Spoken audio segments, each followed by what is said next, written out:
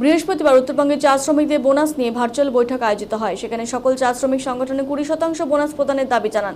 তবে বাগানের মালিকরা সেই দাবি মানতে রাজি হননি। ফলে ভেস্তে যায় বৈঠক। আগামী 9 এবং 10 সেপ্টেম্বর ফের কলকাতা চেম্বার্স অফ কমার্সে উত্তরবঙ্গের চা শ্রমিকদের বোনাস নিয়ে বৈঠক হয়েছে। বাম, বিজেপি, তৃণমূল সহ সমস্ত চা শ্রমিক সংগঠনে নিজেদের 20% বোনাস প্রদানের দাবিতে অনড় থাকবেন বলে জানিয়েছেন।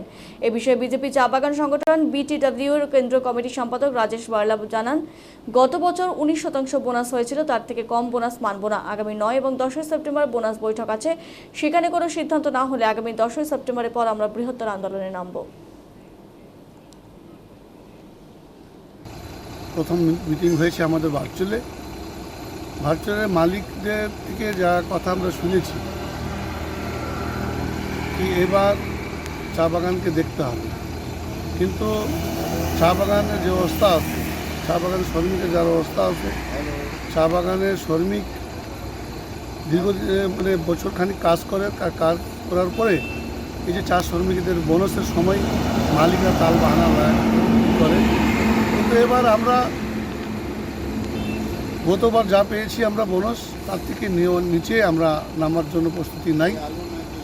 আমরা চাই ইন্ডাস্ট্রিও বাঁচক, শ্রমিকও বাঁচক।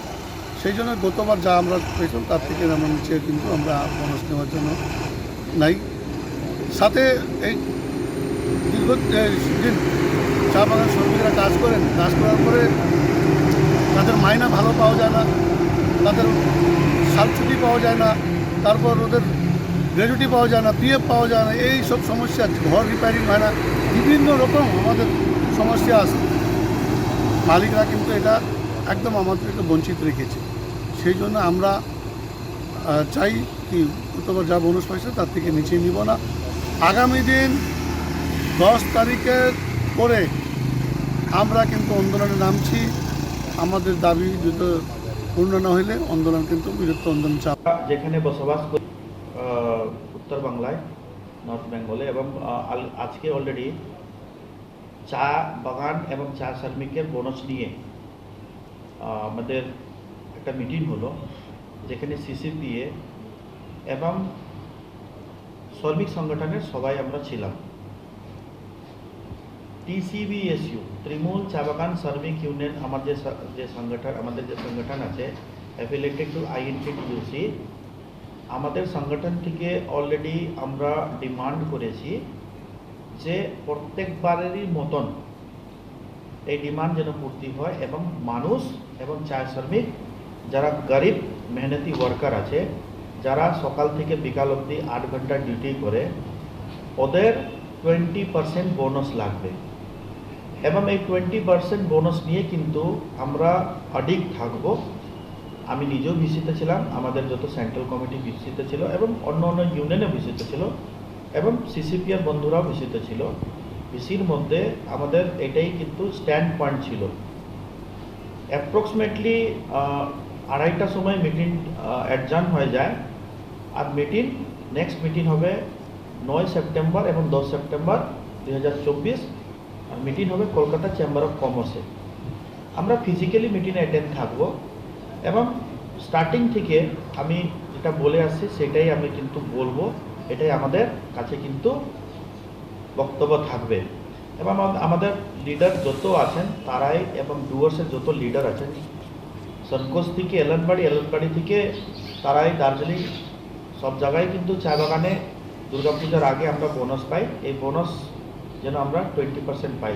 কেন মালিকরা আন্ডার লেবার্টি প্লান্টেশন অ্যাক্টে যেভাবে এগ্রিমেন্ট আছে, ওই এগ্রিমেন্টে ফ্রেন্স বেনিফিট দেওয়ার কথা মালিকদেরকে, নতুন কোয়ার্টার বানানোর কথা মালিকদেরকে, জল দেওয়ার কথা মালিকদেরকে, স্যানিটেশনের কাজ করে দেওয়ার কথা মালিকদেরকে, এবং লেবারদের জন্য এমবিবিএস ডক্টরও দেওয়ার কথা মালিকদেরকে, রাসায়ন দেওয়ার কথা মালিকদেরকে।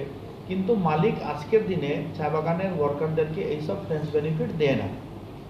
আমি কয়েকবার বক্তব্য দিয়েছি, যেটা আপনারা দেখেছেন সংসদে আমি বক্তব্য দিয়েছি, আর স্পেসিফিক হিসাবে চা বাগানের ওয়ার্কারদের জন্য বক্তব্য দিয়েছি।